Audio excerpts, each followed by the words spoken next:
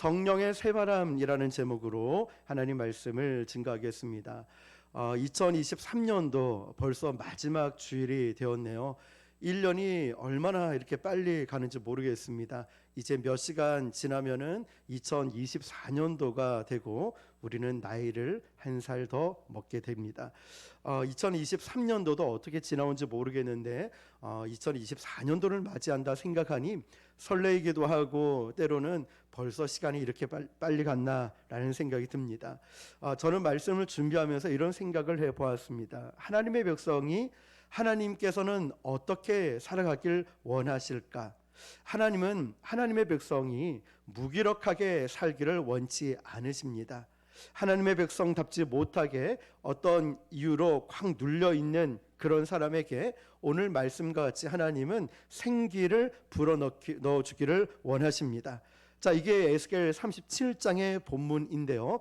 오늘 본문 배경을 잠시 보니까 지금으로부터 약 2600여 년 전에 바벨론에서 있었던 일입니다.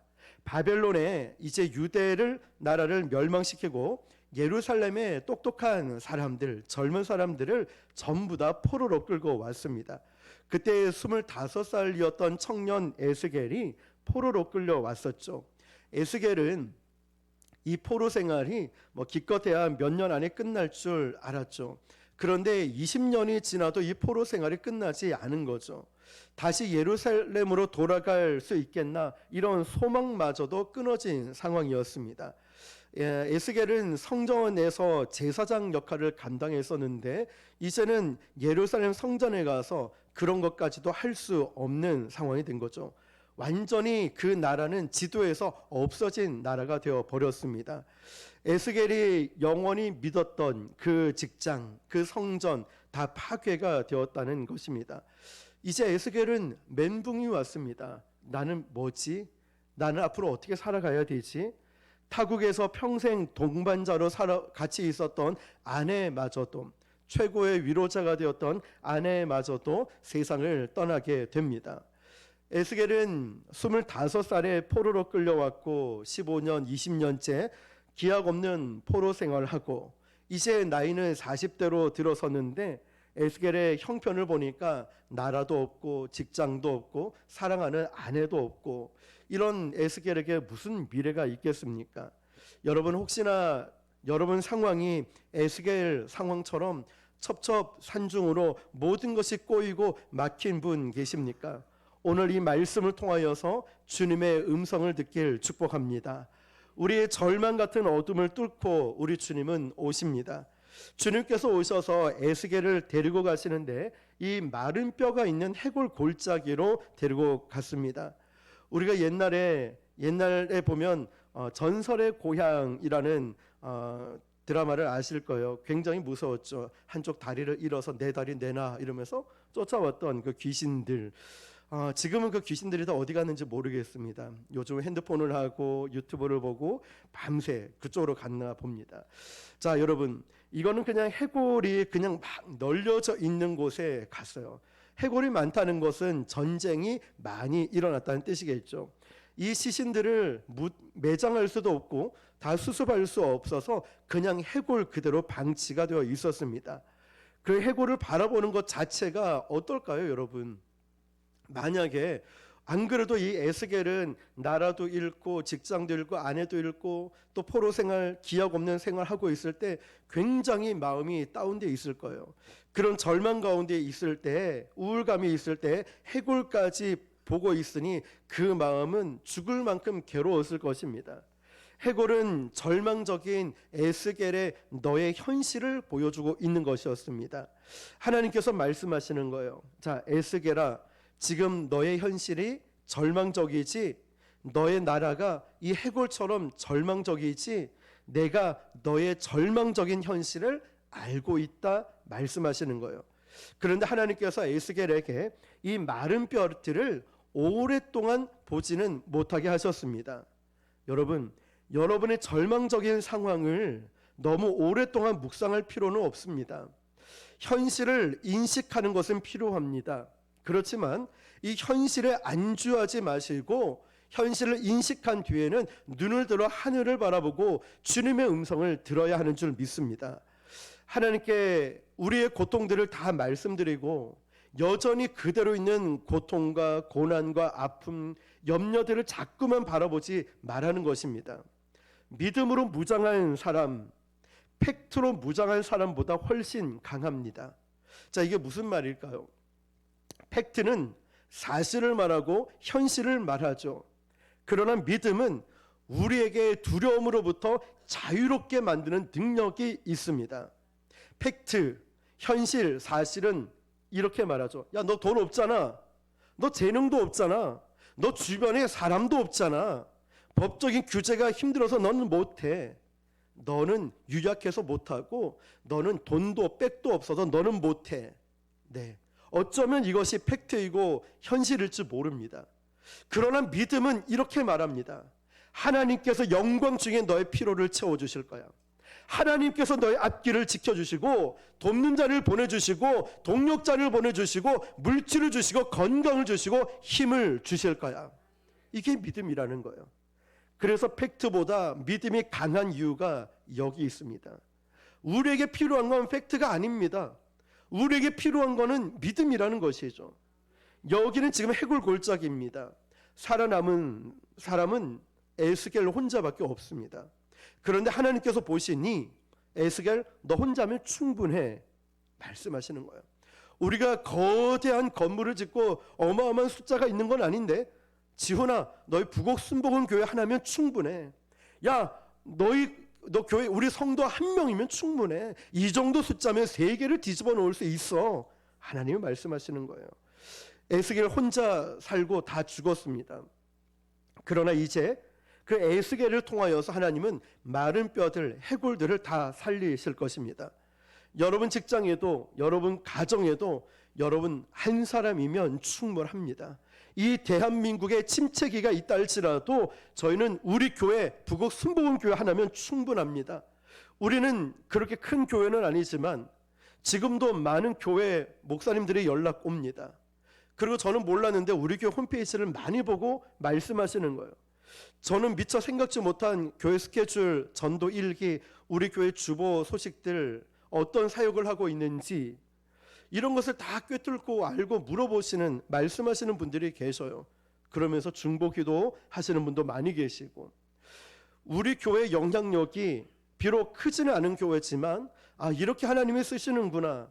우리 교회 역할이 참 중요하구나 라는 생각이 들었습니다. 자 여러분 여기가 아직 무덤은 아닙니다. 왜냐하면 무덤이었다면 이 해골, 이 뼈들이 어떻게 됐을까요? 무덤에 묻혀 있어야 되겠죠. 그러나 이 뼈들이 밖에 널려져 있습니다. 하나님이 그 뼈들을 무덤 속에 들어가게 하지 않은 것은 에스겔을 통하여서 하시고자 하는 살리시고자 하는 뜻이 있었기 때문이죠. 3절을 보니까 하나님이 에스겔에게 묻습니다. 시작. 그가 내게 이르시되 인자야 이 뼈들이 능히 살 수 있겠느냐 하시기로 내가 대답하되 주 여호와여 주께서 아시나이다. 아멘. 이 뼈들이 능히 살 수 있겠느냐라고 물어봅니다. 그러면 우리가 믿음이 좋을 때는 하나님 전능자 아니십니까? 당연히 살리실 수 있죠. 그런데 마지막에 보니까 주 여호와여 주께서 아시나이다. 혹시 누가 생각나십니까? 예수님의 제자, 그것도 수제자인 누가 생각날까요? 베드로가 생각이 나지요. 주님을 3번 부인한, 그리고 부활하신 주님이 수제자 베드로를 찾아가서 네가 이 모든 것들보다 나를 더 사랑하느냐라고 물어봤을 때 베드로가 대답하죠. 주여 제가 주님을 사랑하는지 주께서 아시나이다. 이 말씀을 보면 지금 이 에스겔 속으로 이럴 수도 있죠. 이거 너무 쉬운 문제 아니야? 이 뼈들은 능히 살릴 수 있느냐? 오케이, 당연히 살릴 수 있죠. 너무 쉬운 거 아니야? 라고 생각할 수 있겠죠. 그런데 지금 에스겔의 영적인 상태가 어떻냐면 절망적이고 우울하고 모든 것을 포기하고 싶은 이런 상태라는 거죠. 20살 때 엘리트의 에스겔이 아닙니다. 다 망했어요. 다 잃어버렸습니다. 그렇기 때문에 에스겔은 낮아지고 깨어진 상태라는 거죠. 그래서 에스겔은 이런 생각을 합니다. 당연히 하나님이 살리실 수 있는데 하나님께서 왜 나에게 이 질문을 했을까? 이 마음을 품은 거예요. 분명한 이유가 있을 거야. 나에게 이 질문은 한 이유 말이죠. 그래서 에스겔은 이렇게 얘기하죠. 하나님만이 아십니다. 주께서 아시나이다. 에스겔은 정확하게 짚었습니다. 살 수 있겠느냐 물어보시는 하나님 마음에는 이런 의지가 있거든요. 내가 저 뼈들을 살릴 것이다. 죽어있는 저 해골들을 내가 다 살릴 것이다. 하나님의 강력한 의지가 있었거든요. 죽음을 뚫고 생명을 주시려는 그 생각, 저는 이 본문을 보면서 놀랐습니다. 거라사인의 귀신 들린 자가 보잘것없는 그 귀신 들린 자를 통하여서 그 동네 마을 전체를 살리는 영적 구심점으로 쓰셨거든요. 하나님께서는 아무도 관심 갖지 않는 저 뼈들에 대한 계획도 있으십니다. 하물며 저와 여러분을 향한 계획이 없으시겠습니까? 아무리 연약하고 아무리 부족하고 힘이 없다 할지라도 하나님이 저와 여러분을 향한, 우리 교회를 향한, 여러분 가정을 향한 계획이 없으시겠습니까? 그들을 살리셔서 귀하게 쓰시고자 하는 하나님의 계획이 있었습니다. 보이는 이 뼈들, 해골은 망한 유대 나라였습니다. 이제 지구의 지도에서 사라진 그 나라인데 하나님은 아니라고 말씀하십니다. 내가 너를 다시 살리길 원한다. 내가 너를 회복시켜 주길 원한다 말씀하시는 거죠. 뼈들에 대한 계획도 있는데 하나님이 나에 대한 계획이 없으시겠습니까? 그래서 여러분, 목사님, 저는 지금 나이가 너무 많아요. 저는 병들었고 저는 지금 쫄딱 망했어요. 저는 힘이 없어요. 다시 시작하기에는 전 늦은 것 같아요. 하나님은 나 같은 건 잊어버렸을 거예요 라고 생각했다면 여러분 생각은 틀린 것입니다. 하나님은 그럼에도 불구하고 저와 여러분을 향한 계획이 있으십니다. 여러분을 다시 살리고자 하는 계획이 있으셔서 지금 이 은혜의 자리에 불러주신 것입니다. 하나님이 계획만 갖고 계시겠습니까? 계획을 현실로 만들어줄 수 있는 전능하신 분임을 믿습니다. 꿈만 있고 능력이 없으면 돈키호테죠. 그러나 하나님이 비전을 주실 때는 그 비전을 이루게 하시는 분인 줄로 믿습니다. 부흥을 영어로 리바이벌이라고 하죠. 다시 살린다, 다시 살아난다라는 뜻입니다. 부흥, 리바이벌, 다시 살아난다. 아무리 예쁜 사람도, 아무리 잘생긴 사람도 죽어 있으면 무섭습니다. 그래서 살아야 됩니다. 뭐든지 살아 있어야 되는 것입니다. 살리는 것은 생명의 근원이신 하나님이심을 믿으시길 바랍니다. 자, 그런데 하나님께서 이 마른 뼈들을 살릴 때에 두 가지 요소가 필요했습니다. 첫 번째가 뭐냐면 하나님의 말씀이었어요. 4절입니다. 시작. 또 내게 이르시되 너는 이 모든 뼈에게 대언하여 이르기를 너희 마른 뼈들아 여호와의 말씀을 들을지어다. 아멘. 마른 뼈들이 이 뼈가 아니라 마치 생명체처럼 하나님이 말씀하시는 거예요. 여호와의 말씀을 들을지어다. 마른 뼈가 아니라 죽은 뼈가 아니라 살아있는 뼈처럼 하나님이 말씀하셔요. 꼭 마치 요즘 중고등부 아니면 그 학교에 가서 설교를 하면은 이 아이들이 정말 마른 뼈 같습니다.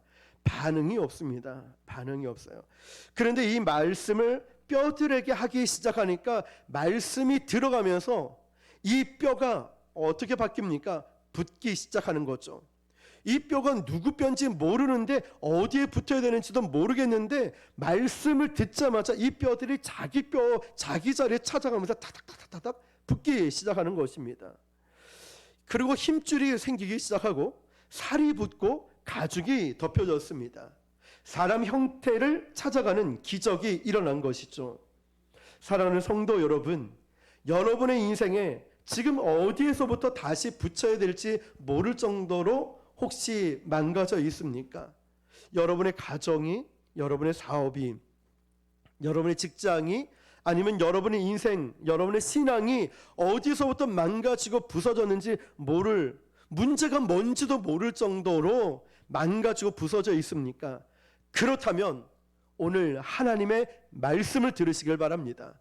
말씀이 내 안에 떨어지면 나도 어디서부터 부서졌는지 모르는 인생의 조각들이 붙기 시작하고 회복되기 시작할 줄 믿습니다. 그렇기 때문에 여러분이 힘들고 바쁠수록 말씀 앞에 나와야 됩니다. 말씀을 들을 정도로 힘이 없고 지쳐 있습니까? 그렇기 때문에 말씀 앞에 나와야 돼요. 왜냐하면 말씀 듣기 제일 힘들 때가 지금 여러분에게 하나님 말씀이 가장 필요할 때이기 때문이에요. 믿으십니까? 말씀 듣기 힘들어요. 예배 드리기 힘들어요. 기도하기 힘드세요? 그때가 가장 필요할 때예요. 그때가 말씀이 가장 필요하고 그때 기도가 가장 필요할 때고 그때 나에게 예배가 가장 필요할 때임을 믿으시길 바랍니다. 우리가 그동안 너무 사람들의 소리를 많이 들었죠. 유튜브를 보고 뉴스를 보고 또 내 목소리를 내다 보니까 어느 순간 어둠의 공기가 내 안에 가득 차 있는 것 같아요. 우리는 그 맑고 깨끗한 성령의 음성을 들어야 되는데 온 힘을 다해 성령의 음성을 듣고 내 인생을 걸고 하나님 말씀을 들어야 됩니다. 그래야 이 말씀을 듣고 내가 살아난다는 것입니다. 하나님 말씀이 바로 나에게 생명줄입니다. 그거밖에 없습니다. 여러분의 하나님 말씀을 대충 함부로 여기기 시작하면은 내 삶의 어느 순간부터 어긋나기 시작한다는 것이죠. 이스라엘이 이렇게 망하지는 않았겠죠. 그러나 지금 다시 시작할 수 있습니다. 간절한 마음으로 말씀을 붙들고 또 말씀을 의지하기 시작할 때에 마른 뼈들이 붙었던 것처럼 내 인생에 흩어졌던 조각들이 하나씩 붙기 시작할 줄 믿습니다. 내가 생각해도 너무 망가져서 안 되고 도대체 어디에서부터 시작돼야 될지 모르는데 하나님은 말씀하시고 기가 막히게 우리의 인생을 복구시켜 주십니다. 하나님 말씀은 예리한 검입니다. 영적인 무기이죠. 그래서 말씀을 성경에서는 무기 중에 전신갑주에서 뭐라고 할까요? 하나님의 검이라고 하죠. 말씀 곧 하나님의 검이라고 하죠. 영적 전쟁에 필요한 무기라는 것입니다. 무엇이요? 말씀이 무기라는 것입니다. 성경을 읽을 때 말씀을 읽을 때 우리는 무기를 받는 거예요. 무기. 그래서 너희 믿음이 어디 있느냐라고 물어볼 때 우리 믿음이 구석에 처박혀 있으면 안 되는 것입니다.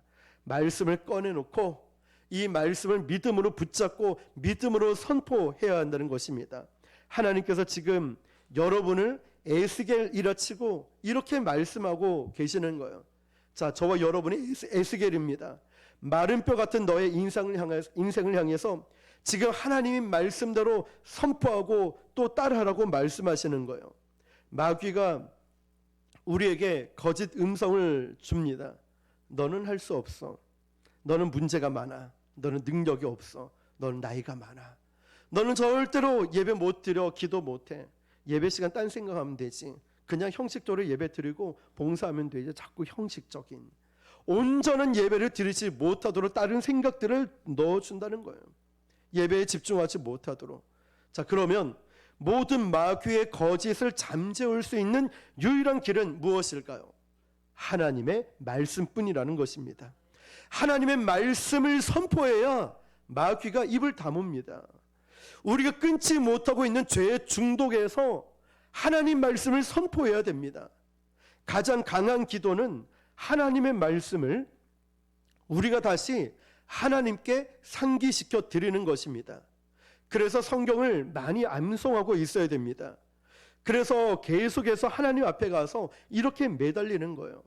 하나님 앞에 논리로 설득하는 게 아니라 하나님 말씀을 가지고 설득하는 게 제일 빠릅니다. 예를 들면 이거죠. 하나님께서 말씀하지 않으셨습니까? 내가 의인이 걸식하는 걸 보지 못하겠다. 주님, 제가 걸식하면 되겠습니까? 제가 가난하면 되겠습니까? 제가 이렇게 힘들게 살면 되겠습니까? 하나님, 친구들이 나를 버렸지만 하나님께서 나는 너와 항상 함께하려고 한다고 하시지 않았습니까? 저 외로워요, 힘들어요, 저 좀 살려주세요. 제가 살아서 하나님의 영광을 선포하게 해 주십시오. 하나님, 두려워하지 말라, 놀라지 말라고 말씀하셨잖아요. 하나님 말씀을 이렇게 외우고 있다가 앞뒤 논리가 맞지 않아도 하나님 앞에 계속 상기시켜 드리는 것입니다. 말씀을 가지고 말이죠. 여러분, 자식이 부모를 설득할 때 어디 논리로 설득이 됩니까? 애들이 막 사달라고 하는데 말도 앞뒤 맞지 않는 비논리적으로 말을 하는데 어떻습니까? 설득이 된다는 거죠. 어제 말씀을 이제 마무리하고 계속 보고 이러고 있는데 집에 가려던 참에 이제 셋째에서 연락이 왔어요. 평소에 연락은 잘 안 하는데 연락할 때 보면 항상 이제 뭘 사달라는 거기 때문에 이제 직감을 했지요. 그런데 형아들은 이제 컴퓨터가 한 대씩 다 있고 게임을 잘 하는데 이제 얘가 6학년 초등학교 6학년 올라가고 친구들이 게임을 하기 시작하니까 자기만의 컴퓨터가 이제 필요한 거죠. 물론 컴퓨터 있어요. 제가 쓰는 거는 업무용이라 게임을 할 수 있는 PC는 아닙니다. 그런데 게임을 하려고 하니 이게 안 따라오는 거죠, 컴퓨터가. 그러니까 컴퓨터를 사달라고 합니다. 그런데 컴퓨터가 뭐 1, 20만 원도 아니고 얼마나 비쌉니까? 게임용은 더 비싸잖아요. 그런데 이제 당근마켓 중고 거래 사이트를 알아보니까 몇십만 원짜리 중고가 나온 거죠. 마음에 드는 거예요. 이걸 사달라고 하는데 돈이 어디 있습니까? 그 비싼 거를. 그래서 안 된다고 했더니 자기 이 셋째가 여기서 얼마, 여기서 얼마, 저기서 얼마 막 이렇게 하는 거예요. 그러면서 이 돈을 모아가지고 하는데 돈을 언제 받을지는 모른다는 거죠. 그래서 저랑 이렇게 타협을 합니다. 이제 딜을 하자는 거죠. 일단은 아빠가 먼저 계산하고 자기가 돈을 받아서 주겠대요. 아무리 아들이지만 믿을 수 없는 말인 거예요. 그래서 일단 집에 가서 얘기하자. 아니, 일단은 아빠가 있는 돈에서 먼저 결제하고 내가 다 받아서 넉넉하게 줄 테니까 먼저 계산해 주자. 그렇게 얘기를 하는데 제가 어떤 생각이 들었을까요? 이 아이한테는 안 된다라고 말은 하고 있지만 제 마음속에는 사줘야지. 그래, 사줘야지. 이게 좋은 건가? 어떤 게 좋은 건가? 알아봐야지. 이런 마음 품죠. 제가 이 말씀이 딱 떠오르는 거예요. 아, 이렇구나. 하나님은 우리가 하나님 앞에 말도 안 되는 비논리적으로 이렇게도 말하고 성경 구절도 다 틀리게 말할 때도 있고 한데도 하나님은 그게 중요한 게 아니라 네가 누구냐죠. 하나님의 자녀인 거예요. 하나님의 자녀가 아버지 하나님께 구한다는 이 자체를 귀하게 보고 계시는구나. 우리 아들의 이야기를 드렸지만 오늘 이 말씀을 보면서 좋은 거를 해줘야지, 컴퓨터를 사줘야지, 이런 마음을 품는 것처럼 우리가 하나님께 나와서 작은 것 하나라도, 아니 어려운 문제라도, 하나님 저 이렇습니다. 너무 힘들어요. 이거 좀 도와주시면 안 돼요. 제가 열심히 할게요. 좀 해주시면 안 돼요? 속아주는 셈 치고 응답해 주시려는 아버지의 그 마음 말입니다. 부모 자식이니까 그렇죠. 하나님이 우리의 부모님이시고 하나님께서는 우리의 필요를 채워주기를 원하시는 분이십니다. 자, 여러분, 영적인 세계에서 우리가 입을 열고 선포해야 역사가 나타나는 것입니다. 물론 주님은 은혜로 다 주시는 분이시죠. 하나님은 역사하십니다. 그런데 우리에게 작은 믿음의 재료가 들어가야 큰 믿음으로 역사하실 수 있는 거예요. 그게 바로 말씀을 선포하는 것입니다. 여러분의 부르심을 향해서, 꿈을 향해서, 비전을 향해서 계속 말씀을 선포해야 됩니다. 나는 고침받았다. 나는 나음을 받았다. 나는 해결을 받았다. 나는 하나님이 책임져 주신다. 이걸 계속 선포해야 되는 것이죠. 어떤 상황에도 말씀을 의지해서 주님, 저는 산을 움직이는 자가 될 것입니다. 저는 골리앗을 무너뜨리는 자가 될 것이고 물 위를 걷는 자가 될 것입니다. 말씀을 의지해서 계속 선포하는 것입니다. 하나님의 말씀을 내 인생에 붙들 때 사람의 형태를 갖추었죠. 물론 마른 뼈들이 육체를 갖추면서 말이죠. 그러나 아직 그럼에도 불구하고 이 마른 뼈는 시체였습니다. 그러면 이 시체가 생명체로 살아나기 위해서는 두 번째 뭐가 필요하냐면 생기가 필요하다는 거예요. 이게 오늘 본문입니다. 8절 9절을 같이 읽어볼게요. 시작. 내가 또 보니 그 뼈에 힘줄이 생기고 살이 오르며 그 위에 가죽이 덮이나 그 속에 생기는 없더라. 또 내게 이르시되 인자야 너는 생기를 향하여 대언하라. 생기에게 대언하여 이르기를 주 여호와께서 이같이 말씀하시기를 생기야 사방에서부터 와서 이 죽음을 당한 자에게 불어서 살아나게 하라 하셨다 하라. 아멘. 태초에 하나님이 인간을 만드셨을 때 그 코에 생기를 불어 넣으셨지요. 생기라는 히브리어 뜻이 뭐냐면 하나님의 숨결이라는 뜻입니다. 하나님의 숨결. 그러니까 우리가 동물이 아니라는 거죠. 하나님의 숨결이 우리 안에 들어와서 살린 것입니다. 이것을 성경에서는 생기 또는 성령이라고 하는 거죠. 미국 캘리포니아 LA는 스모그로 불리는 공해가 아주 심하다고 합니다. 비행기를 타고 가다 보면 그 스모그가 보인답니다. 그 공기가 빠져나가지 못하고 탁하다고 합니다. 자동차 매연이 가득 차 있는 거죠. LA 지역은 스모그가 굉장히 유명해서 캘리포니아주 정부에서 연구를 해서 몇백만 불을 투입해서 어떻게 하면 이 스모그 문제를 해결할 것인가, 돈을 엄청나게 들여서 연구기관에 맡겼다고 합니다. 2년 동안 열심히 연구를 한 결과, 그 결과가 어떻게 나왔냐면 해법이 없습니다. 2년 동안 그 많은 돈과 전문기관을 투자해서 이렇게 해서 도달한 결론은 해법이 없다는 거예요. 그때 연구팀장이 딱 이 한마디를 했습니다. 인간의 힘으로는 LA 지역에 있는 이 스모그를 해결할 수 있는 방법은 없고, 해결할 수 있는 유일한 방법이 있다면 외부로부터 어떤 강력한 바람이 불어와야 됩니다. 외부로부터 강력한 바람이 불어와서 이 탁한 공기를 바다 쪽으로 푸시 밀어내는 것뿐입니다. 외부로부터 인간이 만들 수 없는 어떤 강력한 바람이 불어와서 탁한 공기를 바다 쪽으로 밀어내야 합니다 라는 결론이었습니다.